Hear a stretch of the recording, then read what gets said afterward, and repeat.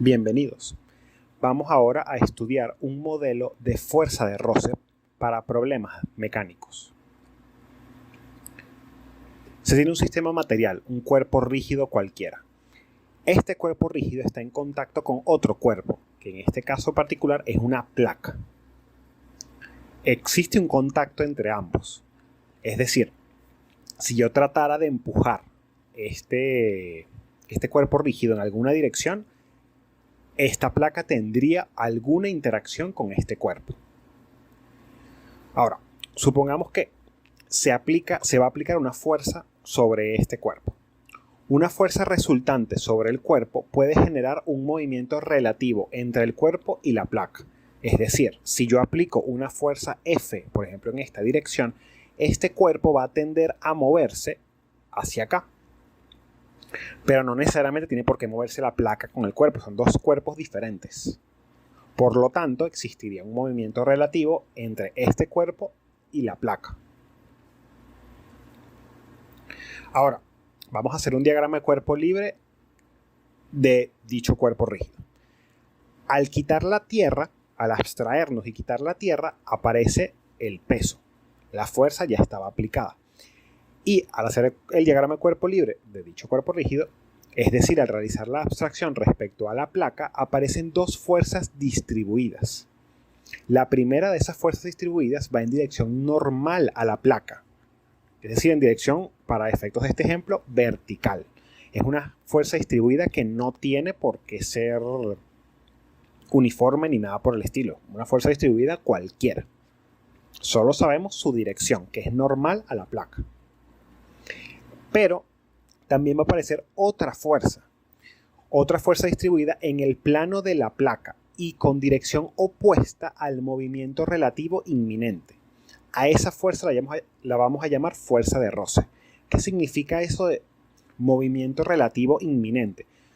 Bueno, vamos a partir de que esta fuerza F no logra hacer que este cuerpo se desplace.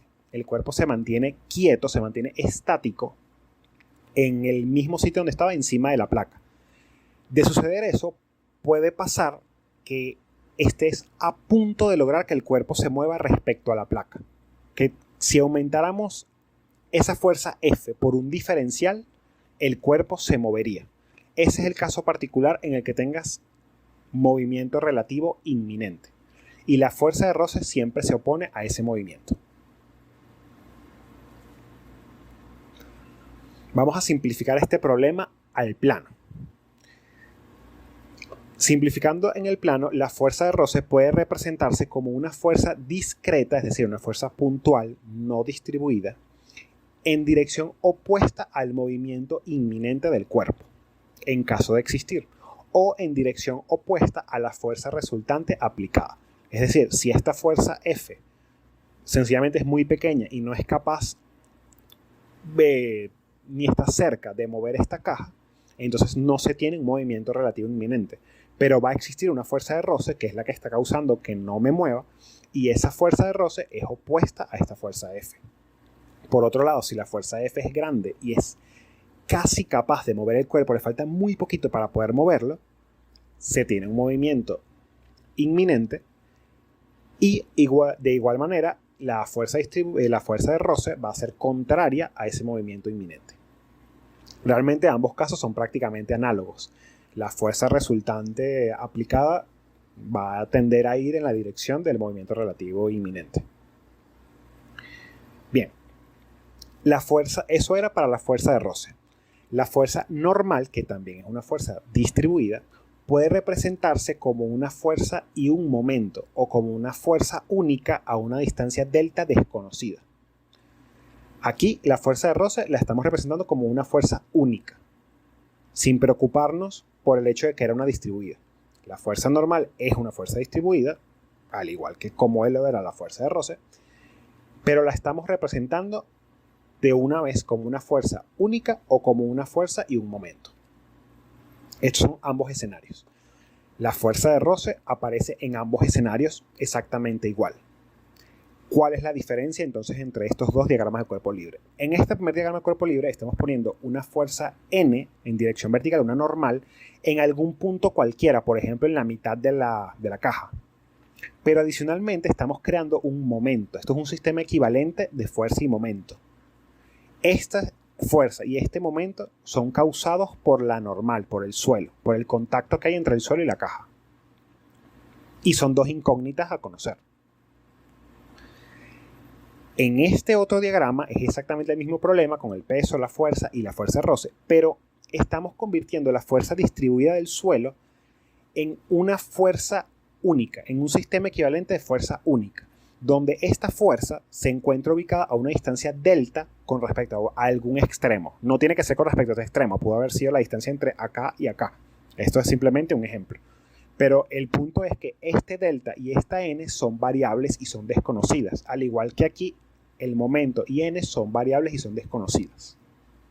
En ambos problemas, respecto a la normal, hay dos incógnitas. Bien, para estimar cuánto vale la fuerza de roce, se utiliza el modelo de roce seco de Coulomb. Este es uno de los modelos que se utiliza para estimar el roce seco. Para utilizar ese modelo, se supone en primer lugar que los cuerpos en contacto son rígidos. Y adicionalmente, el valor de F de la fuerza de roce es independiente de la superficie de contacto. Es decir, no importa qué tanta área superficial yo tenga entre esta caja y el suelo. No, para efectos del cálculo de F no importa. Ya vamos a ver que lo único que importa son los materiales en contacto, los materiales de los elementos que están en contacto. Este es el modelo de Coulomb. Este modelo lo que dice en primer lugar es que si la fuerza aplicada en este problema de la caja es 0, la fuerza de roce también vale 0. ¿Qué sucede si esta fuerza F empieza a incrementarse? Es decir, si la fuerza existe, si F no vale 0. Entonces nos encontramos en esta línea denominada 1. En 1 la fricción impide el movimiento del cuerpo, pero no se tiene movimiento inminente. En ese escenario, la fuerza de fricción, la fuerza de roce, es menor o igual que un coeficiente conocido como mu sub s multiplicado por la normal. Si seguimos incrementando F hasta el punto en el que la fricción llegue a ser igual a mu sub s por la normal, entonces estaremos en el punto 2. Y en 2 la fricción impide el movimiento del cuerpo, pero sí se tiene movimiento inminente. Es decir, si se sigue incrementando la fuerza, existirá un movimiento. Finalmente, si en efecto se sigue aumentando la fuerza de F, lo que va a suceder es que la fricción va a tender a reducirse en valor y su comportamiento va a quedar definido aproximadamente por un valor constante de mu sub k por n. En 3, sí se tiene un movimiento relativo. La caja se está moviendo, en este ejemplo particular, con respecto al suelo. Sí hay movimiento. Tanto mu sub s como mu sub k, que vamos a llamar los coeficientes de roce, este mu sub s es un coeficiente de roce estático porque no se mueve, y este es un coeficiente de roce cinético porque sí se mueve, cinético de cinemática, de cinemático. Tanto mu sub s como mu sub k son valores entre 0 y 1. En particular, mu sub k, es decir, el coeficiente de roce, cuando sí hay movimiento, el coeficiente de roce cinemático, cinético, es menor que el mu estático. Y estos coeficientes dependen de los materiales en contacto. Vamos a parar aquí y ahora continuamos con este tema.